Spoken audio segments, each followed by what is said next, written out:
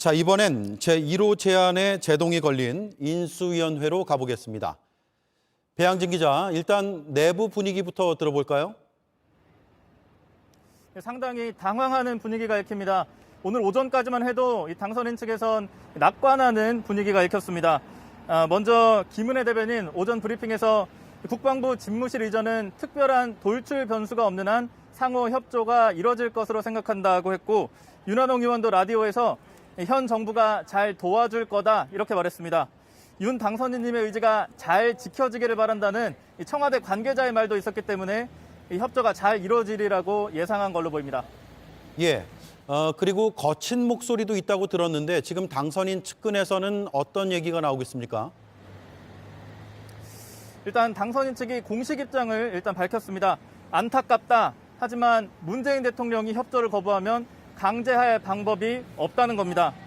이 청와대 입장이 나온 뒤 2시간이 지나고 유감을 표명하는 입장을 낸 건데, 이 대통령 집무실 이전은 이 당선인이 어제 직접 기자회견을 하면서 실행 의지를 밝힌 공약입니다.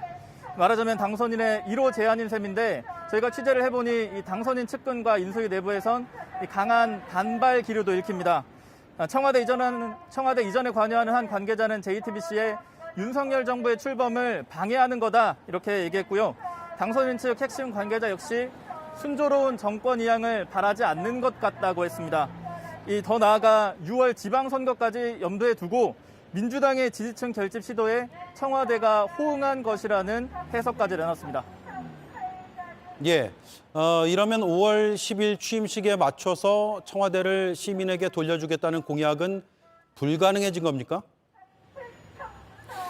이 취임에 맞춰 국방부 청사 집무실을 마련하겠다는 계획은 사실상 어려워졌습니다. 하지만 당선인 측은 청와대 개방 공약은 반드시 지킬 거라고 했습니다. 어떻게 하느냐?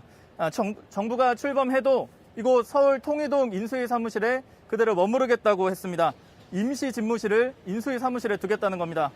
하지만 청와대 안에는 통신과 보안 시설들이 있습니다. 대통령이 중요 회의 등을 할 때마다 청와대를 오갈 수밖에 없는 겁니다. 국방부 이전 절차가 완료되기 전까지는 청와대 전면 개방은 사실상 어렵다고 봐야 합니다. 이 때문에 임시 집무실까지 거론한 건 청와대를 압박하려는 메시지로 보이는 면도 있습니다. 결국엔 당선인과 대통령이 만나서 의견을 좁히는 과정을 거칠 것으로 추측이 됩니다. 네, 알겠습니다. 청와대와 인수위원회를 차례로 연결해봤습니다.